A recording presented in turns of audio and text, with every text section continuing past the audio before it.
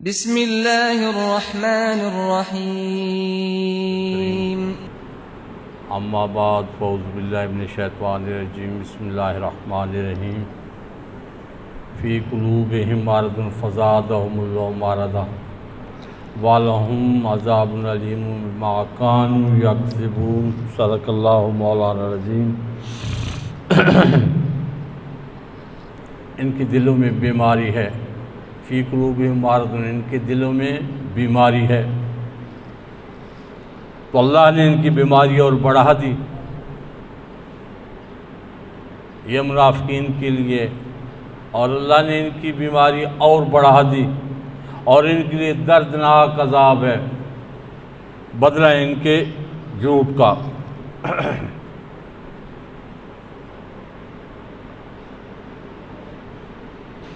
सूरह बकरा की आयत मुबारक में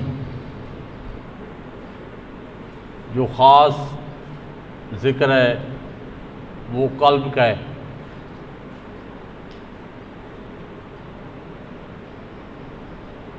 तो दिल की मुख्तलिफ़ बीमारियाँ हैं। एक वो जिनका ताल्लुक़ अखलाक से है, एक अखलाक से मतलब हसद हो गया, कीना हो गया वग़ैरह। दूसरे जिनका ताल्लुक़ अफ़आल से है, जैसे बुरे इरादे। अब यहाँ पे जो है, जो ज़िक्र है वो है जो पहला बयान हुआ है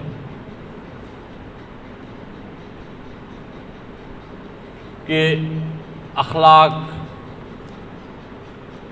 जो बंदे के अंदर हसद और कीना आ जाता है, तो यहूदियों में यही हसद आया था। वो पहले तो समझते रहे थे कि नबी मुकर्रम आ रहे हैं, बल्कि कबल अज़ विलादत मेरे आक़ा पाक अहमद मुज्तबा सय्यदना मुहम्मद मुस्तफ़ा सल्लल्लाहु अलैहि वसल्लम, वो उस नबी उम्मी की तवस्सुल से दुआएं करते थे, उनको फतह होती थी और उनकी दुआएं कबूल होती थी। लेकिन जब नबी मुकर्रम आ गए और उनको हुआ कि ये तो यहूद के बनी इसराइल में से तो हैं नहीं, अब उनके अंदर जो हसद था वो शुरू हो गया। तो बीमारियों में, जो दिल की बीमारियों में जो हसद है, ये बहुत बड़ी बीमारी है।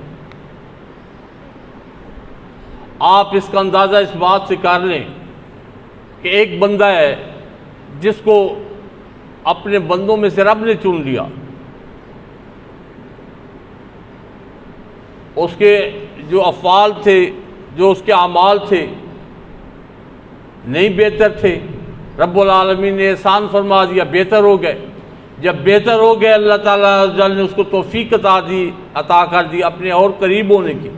जब वो रब के करीब हो गया, तो अब जिसके दिल में ये हो गया कि ये क्यों रब के करीब हो गया, अब अल्लाह ताला ने उसको सरफराज किया, अल्लाह ताला ने उसको वो नेमत बख्शी। अब जो ऐसे बंदे के साथ हसद कर रहा है, तो वो मतलब डायरेक्ट रब्बुल आलमीन के साथ जंग कर रहा है।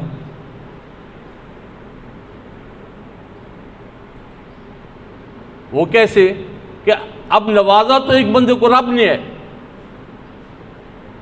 आगे से उसके दिल में जो उठ रहा है शर, वो उठ रहा है कि क्यों नवाजा गया है।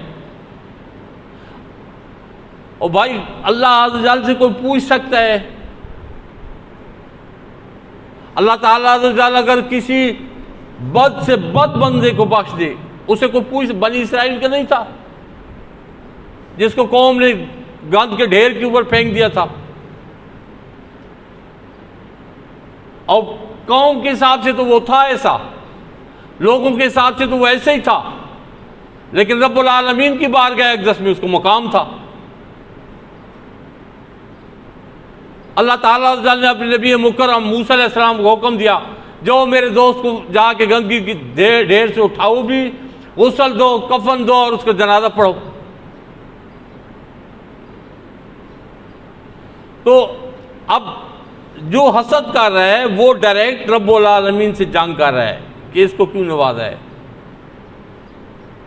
तो ये दिल की जो बीमारी है, ये बीमारियों में से एक इंतहाई बुरी बीमारी है। अल्लाह ताला अज़्ज़ व जल हम सबको ऐसी बीमारी से अपनी हिफाजत में रखे। अब ये जो अल्लाह ताला अज़्ज़ व जल अपने बंदों को चुनता है, बाज़ लोगों का मौजूदा दौर में ऐसे लोग भी हैं जो अल्लाह ताला अज़्ज़ व जल के ऐसे दोस्तों को, ऐसे बंदों को बिल्कुल मानती ही नहीं। और रब कुरान में फरमा रहा है, फाज़कुरूनी अज़कुरुकुम, तुम मेरा जिक्र करो, मैं तुम्हारा चर्चा करूँगा। और जिक्र कैसे करो? वज़कुर इस्मा रब्बिका वतबत्तल इलैहि तब्तीला, रब का जिक्र करो सबसे टूट के। तो अल्लाह ताला अज़्ज़ व जल के जो बंदे, अब एक जिक्र है जो अवाम में है, अब जो फ़राइज़ हैं वो मस्जिद में लाजिम है कि आप मस्जिद में अदा करें।